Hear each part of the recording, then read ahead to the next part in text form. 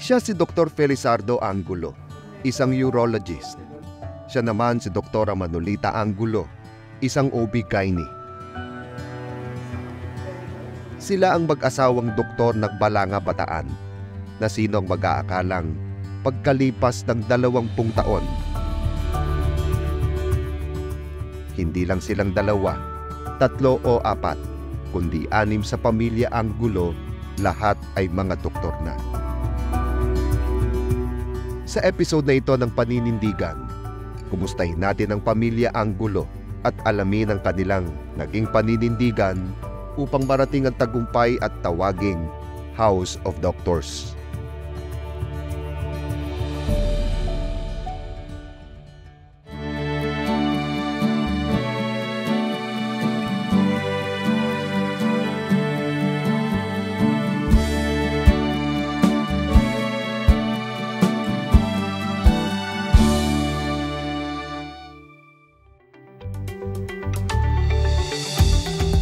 Dalawampung taon ang lumipas nang huling mapuntahan ng himpilan, ang tahanan ng mag-asawang Angulo. At dito ay ipinakilala nila ang kanilang 3 anak. Aming panganay na anak. Ang aking pangalawang anak. Ang aking bunsong anak. Sa tagumpay na naabot ng pamilya Angulo sa larangan ng kani-kanilang propesyon, hindi lamang pagiging haligi ng tahanan ng nagampanan ni Dr. Felizardo, matatawag din siyang haligi ng medisina sa kanilang sambahayan. Sinabi na ng magulang namin, bata po ako, simula po magkamalay ako at ang aking mga kapatid, inassign na po kami ng kurso. Ikaw, panganay, magiging doktor, yung pangalawa, magiging engineer, yung pangatlo, magiging abogado, yung pang-4 at pang-5, magiging guro. Kaya po nung magkolehiyo ako, doon na nga po ako napunta sa pre-medical course. Dahil nga hindi naman kami mayaman, ang sabi ng tatay ko, hindi ako pwedeng bumagsak o kaya mag-repeat ng anumang taon o anumang subject. Kaya talaga pong sinikap ko na matapos, maipasa lahat ng mga eksaminasyon hanggang sa ako nga po ay makapagtapos ng medisina. Dahil nga po matagal ang kursong ito, 4 na taon sa pre-medicine, 4 na taon sa medisina, 1 taon na internship, tapos kung gusto mo pang magpadalubhasa, ay another 5 years. Yun po ang isang malaking factor. Kaya marami po ang hindi kumukuha ng medisina. Kailangan po talaga dedicated. Talagang, kumbaga, nasa loob mo na gusto mong maging doktor. Sa kurso ng medisina, ay malaking bagay po ang financial na pangangailangan. Sapagkat hindi po biro ang gastusin. Bagamat, nung ako'y mag-medicine, ang tuition lang po namin ay nasa 875, kung hindi ako nagkakamali. First year medicine. Kaya kung wala namang kakaibang development. Hindi po naging smooth ang aking pag-aaral kasi nga po, pinoproblema mo yung allowance mo. Month by month ang aming, kumbaga, struggle. Pero sa kabutihang palad naman po, pagdating ng bayaran ng tuition, ay natutugunan naman ng aking mga magulang. Tungkulin ng anak na pasayahin ang magulang. Yun po kasi ang sukli sa kanilang pagsisikap, sa kanilang sakripisyo. Yung nga po kasi talaga ang pangarap ng aking magulang. Na pagbigyan ng kanilang pangarap, masayang-masaya ang aking magulang. Bilang amang doktor, pinakahahangad niya na masundan din ng kanyang 3 anak ang propesyon na kanyang tinahak. Ang pangarap po namin mag-asawa sa aming panganay na anak ay sumunod sa aming yapak bilang manggagamot. Ang strength po ng aming panganay, unang-una ay studio siya. Nag-aaral siya ng kusa. Pangalawa, matalino siya. Meron siyang analytical thinking. Ini-encourage namin siya na sana ay kumuha siya ng medisina. Gusto niya engineering. Masaya na rin po dahil may paninindigan yung anak namin. Ayaw niya magmedisina. Isang nakikita kong dahilan ay yung tagal ng pag-aaral. Hindi man panggagamot kundi pagiging inhinyero ang tinahak na propesyon ng kanyang panganay na anak. Bilang mga magulang, ibinigay nila ang kanilang buong suporta. Kaya sabi namin, not everybody could be a doctor. Yung panganay namin, kahit di siya doktor, marami po siyang achievement. Software developer siya eh. Bibigyan na lang siya ng ECE, nire-recognize yung kanyang, ayan po yung kanyang mga award. Brainy po talaga yun eh. Dumating ang panahon, kinakitaan nila ang kanilang pangalawang anak ng pagnanais na pumasok sa medisina. Mula po kabataan pa, yung nakikita kong ginagawa nila o pakikitungo nila sa mga tao, pakikitungo ng mga tao sa kanila, doon ko na iisip, paglaki ko, gusto ko rin maging doktor kagaya nila. Mama, ako magdudoktor. So parang joke lang ah. Pala seryoso na. Sabi namin, sige anak, basta kaya mo. Ayaw namin ng pressure. Ang sinabi po namin, dapat pagbutihin niya ang kanyang pag-aaral. Kasi po, kailangan ang mataas na grade upang matanggap ka sa medisina. Kaya nung mag-decide siya at nakapag-enroll na nga ng medicine, ay niregaluhan namin siya ng isang sasakyan. Kasi nga po mahilig siya sa sasakyan. Nakikita rin namin kailangan eh. Kung halimbawa may pupuntahan ka, sasamba ka, maghahantay ka pa ng sasakyan, yung time mo, di mo hawak. Tapos ang dami-dami mong mga gamit. Necessity. Kasi kailangan niya sa pag-aaral talaga. May incentive yung mga bata na magsikap at hindi lamang yon ang kanilang mararating kapag nakapagtapos sila. Sa pag-aaral, hindi po talaga ako yung pinakamagaling eh. Sabihin natin, nahirapan talaga ako eh. Importante lang sa akin, alam ko sa sarili ko na kaya ko siya. Saka pangalawa, alam ko po yung suporta ng magulang ko nasa likod ko palagi. Kumbaga kahit na kagaano ko siya katagal pagdaanan, alam ko pong hindi mawawala yung suporta na yun. Malaking stress ang nawawala sa akin sa ganun eh. Hindi po kagaya ng mga kasamaan ko rin sa school o sa training, wala silang ganung suporta. Nung nag-aaral na siya, sabi nga niya noon, basta binibigyan ako ng pang-tuition ni na mama at papa, mag-i-enroll ako. Sa pagtsatsaga niya, ay nakatapos naman po. Kaya naman po. Kasi tignan nyo, take 1 lang siya sa board eh.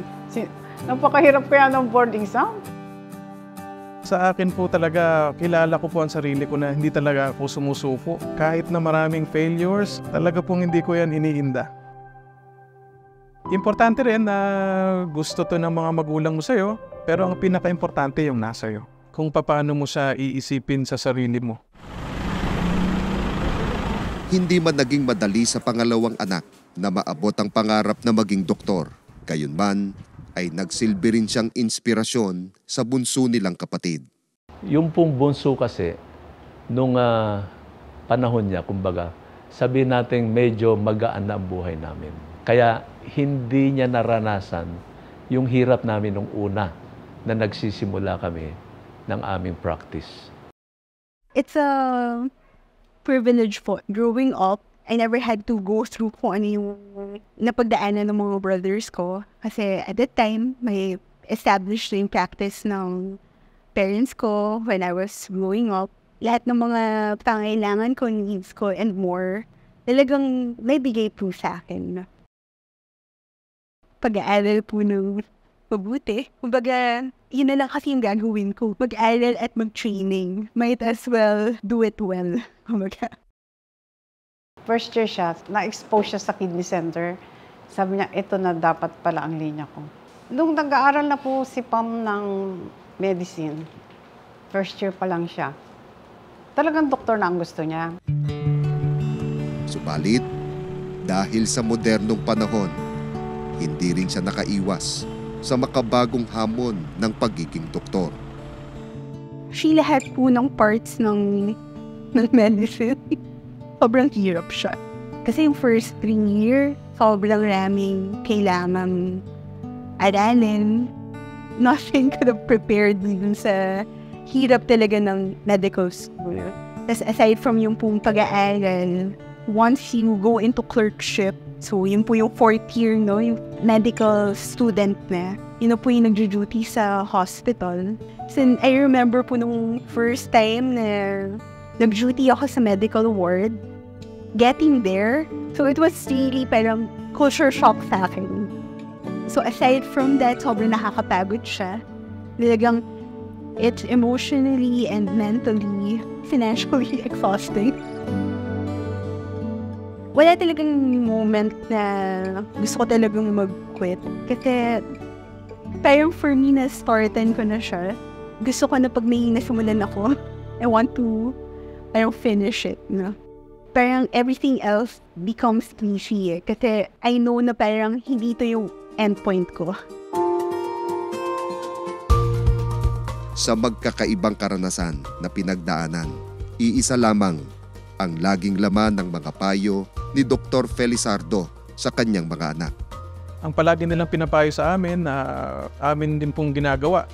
Simulang bata pa po kami na palagi pong manalangin.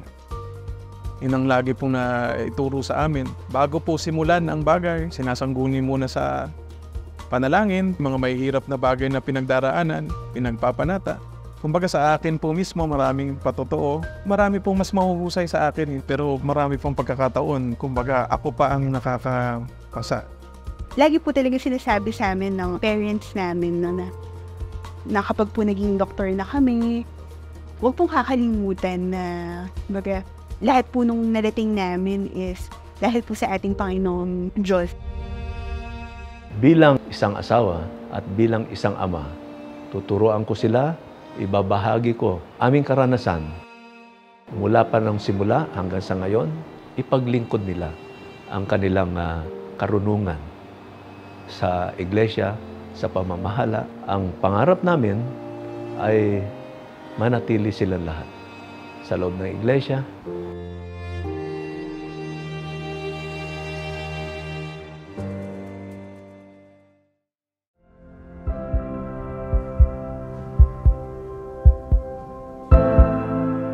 Dalawampung taon din ang lumipas mula nang maibahagi ng mag-asawang Felizardo at Manolita ang kanilang kwentong pag-iibigan. Naalala ko kasi nung before graduation, may kinasangkapan ang Diyos na, bakit di mo ligawan si Mano kasi ang tawag sa akin. Nagka-idea siya, pareho kami iglesia kasi pala kang hinahanap mo, eto na, magka-reliyon pa kayo.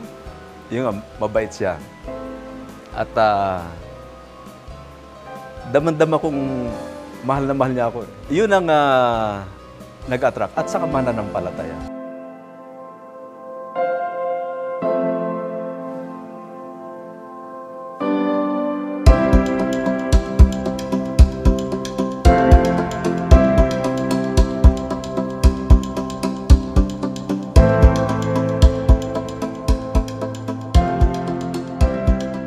Sa aming mag-asawa, walang issue ang time. Magkasama kami sa clinic. Pag nag-o-opera siya, nag-o-opera ako, kami po ang nagtutulungan. Kung hanapin nga po kami sa ospital, hindi ako makontak, tatawagan siya. Kung hindi siya makontak, tatawagan ako. Dahil alam po nila sa ospital, palagi kaming magkasama. Magmula nung mag-pandemic, ay hindi na po kami nag-full-time sa aming pagiging manggagamot. May edad na rin po, kaya nga po nagki-clinic na lang po kami. 2 oras, Lunes, Martes, Miyerkules at Biyernes. Nandito po kayo sa Angulo Calimbas Clinic Building na 3 palapag. Pasok po tayo sa klinika namin. Hali po kayo. Ito po ang ophthalmology clinic ng aking anak at ang kanyang may bahay. Kumusta? Ito po ang aking pangalawang anak, si John Ryan. Siya po ang espesyalista sa mata, isang ophthalmologist. Ito po ang extension ng eye clinic ng aking anak. Nandito po yung kanilang bagong kagamitan na ang sinusuri ay yung loob ng mata, visual field ng mata. Ito naman po ang klinika ng aking may bahay. Isang OB gynecologist at dito rin magkiklinik yung aming bunsong anak na nephrologist. Yan po ang aking bunsong anak na malapit na po mag-clinic dito. Dito naman po tayo sa aking klinika. Ako lang po nagkiklinik dito, kaya medyo may kalakihan ng aking kwarto. At bagamat ako lang ang nagkiklinik dito, nandito po ang pangalan ng aking anak na bunso at yung aking anak na ophthalmologist. Yung panganay po, ang kanyang may bahay ay natitraining ng internal medicine. Bali, 6 po kaming lahat na doktor sa pamilya. Matagumpay at panatagmang masasabi ang kalagayan ng mag-asawa, hindi lamang sa pagdadala ng pamilya, kundi maging sa larangan ng medisina. Subalit, sa estadong ito ng kanilang buhay, sinubok pa rin ang kanilang katatagan. Malaking pagsubok sa aming pamilya yon. Magkaroon ka ng malubhang sakit sa bato, na mga ngailangan ka ng transplant. Yung pong father ko got diagnosed with chronic kidney disease, stage 5. He will die if he will not get a kidney transplant. Nalalaso na yung dugo niya eh. Life-threatening yun. Yung pula ng dugo natin is 12. Sa kanya, kalahati na lang eh. Kasi po ang kidney is related sa pag-produce ng red blood cell. Mahirap, pare-parehas kaming doktor pero wala kaming magawa. Kumbaga nasubok po kami sa panahon na yun. Kahit na dalubhasa ang gumagamot sa iyo, may posibilidad din na manganib ang buhay mo. Hopeless na tayo. Wala tayong kidney transplant. Ang hirap, kahit may pera kasi sino magbibigay ng kidney sa'yo. Sa tagpong ito, lalong naipadama ng mga anak ang kanilang pagmamahal sa mga magulang. Nung nagkasakit po si Papa, we were all there. Kahit gano'n ka busy sa work, sa school, we were all there for him. Yung anak ko, pag kailangan ng magdadread kay Papa niya, kailangan na andun sila. Hindi mo na kailangan silang tawagin.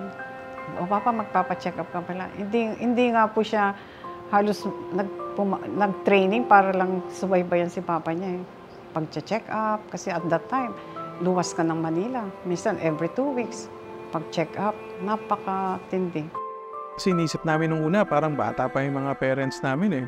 Wala pang pwede mangyari, wala pang mga nag-aasawa sa amin, wala pang mga apo. So yung nangyari po yun, mas pinahalagahan namin yung oras, panahon. Since third year medical student, doon ko po na isipan na i-pursue yung subspecialty. Napiliin ko talaga is nephrology. Hopes ko po nung panahon na yun that eventually po, ako rin po yung mag-aalaga or magmamanage na nung kidney disease ng aking father. Ang panalangin ko po sa aking mga magulang na hindi nawawala, yung bigyan pa po sila ng mahabang buhay. Yung pinakagusto nilang gawin na tumupad ng kanilang tungkulin, magawa pa po nila sa haba ng panahon. Gusto ko rin pong makita nila na maging matagumpay kaming lahat na kanilang mga anak, hanggang po sa kanilang mga apo. Yun ang laging laman ng aming mga panalangin para sa kanila. I'm not ready to lose him, kaya po talagang yung prayer ko noon is i-extend pa talaga yung life ni Papa para makasama pa namin siya. Palaging pinapalakas yung loob na, Papa, gagaling ka niyan. Hindi ka papabayaan ng Diyos.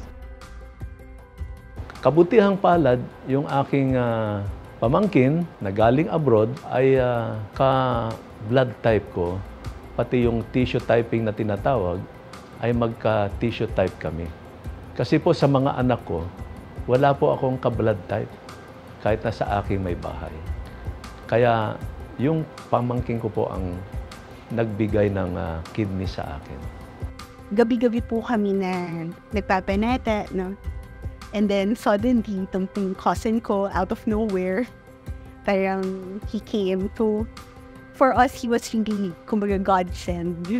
Kumbaga, siya yung sagot po dun sa mga pagpapanata.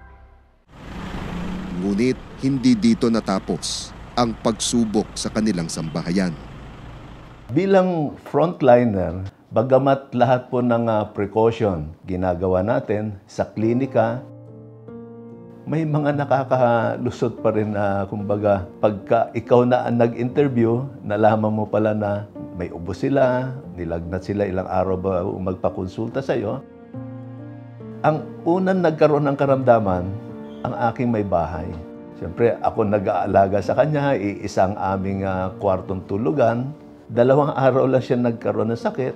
Nung gumaling siya, ako naman ang inubo. Dahil nga po ako'y, kung tawagin ay immunocompromised. Dahil umiinom ako ng gamot na nagsusuppress ng aking immunity, ng aking resistensya, nahawa ako at medyo mabigat po ang dating sa akin. Hindi ako tinigilan ng pag-ubo, hindi ako nakakatulog, na nagpasya yung aking anak na i-confine na ako sa ospital. Doon po kasi sa ospital, bawal ang magbantay sa'yo na lalabas pa. At pumasok ang aking may bahay bilang siya ang nag-alaga sa akin sa loob ng kwarto, hindi na rin siya pinalabas. 2 lang kami sa hospital room. Siyempre po, nandun yung agam-agam na baka lumala, baka hindi ka makasurvive, at iniisip mo rin yung kalagayan ng pamilya mo, mga naglilingkod sa'yo dahil nga isinara ang clinic, wala silang kita. Ganun po ang pumapasok. Kahit po siya yung may sakit, yung kanya pa rin pong tungkulin ng kanyang priority. Yun pa rin ang kanyang iniisip. Yun pa rin ang kanyang binibilin ng paulit-ulit. Siyempre po, bilang may tungkulin, unang pumasok sa isip ko, hindi ka nakakatupad ng tungkulin. Kasi pagsubok ito. Sa awa tulong ng Diyos, ay gumaling naman ako kagad. Sabi nga namin ni Doktor, napakaganda ng pandemic na nangyari sa atin. Dito po kumpleto kami, yung panganay, yung pamilya niya. Sabi namin, sama-sama tayo. Umuwi kayo dito. Practically, parang 3 pamilya na kami doon eh. Yung panahon po na yun, nag-enjoy talaga kami, lalo na sa part na yun. Parang bang yun ang big event na palagi namin hinihintay. Pagkatapos namin sumamba, sabay-sabay kami kakain. Meron po kaming official picture. Doon na po na-form yung aming close na relasyon, yung bonding. Yung mga bata, lalong naging manapit sila. Sa kabila ng lahat, positibo nilang tinanaw ang kanilang mga pinagdaanan. Tinanggap ko po yun na unang-una pagsubok sa akin, sa aming pamilya, na tinignan yung katatagan namin sa aming pananampalataya. Tinignan namin yun na pagsubok upang hindi ka makalimot. May karamdaman ka, pinagaling ka lang ng Diyos, kaya utang mo sa Diyos yung buhay mo, kaya hindi ka dapat nagpapabaya sa pagtupad ng iyong tungkulin. Naging positibo puro na talagang magtiwala sa Diyos. Talagang iasa po lahat dahil hindi na po hawak ng tao eh. Wala nang makakapagsabi kung ano ang kahihinatnan, kahit na gawin lahat ng pinakamabuting mga pagpapagamot, kahit po anong gawin, hindi na hawak ng tao yung sitwasyon. He never lost faith during that moment. And he would always tell us na everything is God's will. He never got angry, never questioned why it happened to him. For him, everything is God's will and there's a reason why this is happening to us. So I think that's something that was really admirable about my dad. Lalo naming nare-realize na tao lang talaga lahat. Talaga pong nag-iisa lang ng tunay na manggagamot. Hindi po importante yung iyong pinag-aralan, yung iyong posisyon, yung pagiging mong doktor. Kung hindi po itutulot ng Ama, wala pong mangyayari. Ako po ang Pangulo ng CMDPS dito sa aming distrito. Pag may mga lingap, medical dental mission, ay kasama po ako at ang aking buong sambahayan. Kung sa kalagayan po ng dakong ito ay mahirap maabot ng mga doktor sapagkat nasa bulubunduking dako ito eh. At kumbaga masasabi natin ay depressed area. Masayang-masaya po kami at nakarating kami sa dakong ito, nakatupad kami ng aming tungkulin. I am very happy din po yung nahanap kong husband. Maganda din po yung family of doctors din. Makakapag-relate po ako with them. We can help each other po. I want to be a doctor when I grow up like my mom, like my lola, my tita, and my tito. Gagamitin ko po sa ikabubuti, sa magandang kapakanan ng iglesia. Ang lahat po ng mga biyaya, o mga talino, ang mga bagay na aming tinatamasa. Alam ko po na nauunawaan ko dati pa na hindi po to galing sa aming kagalingan, sa aming katalinuhan. Lahat po ay hiram lamang o dahil lamang sa awa at tulong ng Panginoong Diyos. Unang-una po, dahil kinikilala namin ng aming profesyon, ang lakas, ang kaloob lang sa amin ng ating Panginoon Diyos. Kaya sa kabila ng hirap ay tinulot niyang maging doktor ako. Napaaral din namin ng doktor ang aming mga anak. Itinanim namin sa kanila na pag iglesia ang nangangailangan ay hindi nila dapat ipagkait ang kanilang profesyon. Dahil kami Iglesia ni Cristo na nagpa-practice ng medisina, lahat ng aming mga operasyon, lahat ng aming panggagamot ay pinangungunahan po ng pananalangin. Lahat po sinasangguni muna sa Panginoong Diyos. So hindi lamang kami umaasa sa aming kakayahan. Pinaka-grateful and pinaka-proud po ako na import sa amin ng parents ko is yung pong aming pananampalataya po. Kumbaga, yun po yung talagang ingatan namin kahit po wala na sila. Yun po yung talagang only hope nila sa amin is maingatan po namin yung aming pananampalataya. Sa ibabaw po ng lahat na aming naranasan na binigay ng Diyos, lahat po itong tagumpay galing po sa Ama. Hindi po namin mararating to kung sa sarili lang namin. Kung hindi po kami sinamahan ng Diyos, ginaidan kami kung anong dapat namin gawin. Damang-dama po namin pabawat takbang. Alam po ng mga anak ko yan, pag may mga binaplano kami, magpanata muna kayo anak. Kahit po sila, pag may sinasabing problema, hindi namin alam kung anong maganda, pero pag ang Diyos ang nanguna sa buhay nyo. Kaya sabi nga po namin, napakapalad din namin dahil pati po yung mga anak namin, dahil yung pananampalatayang namana namin sa mga magulang namin, naipasa namin sa kanila.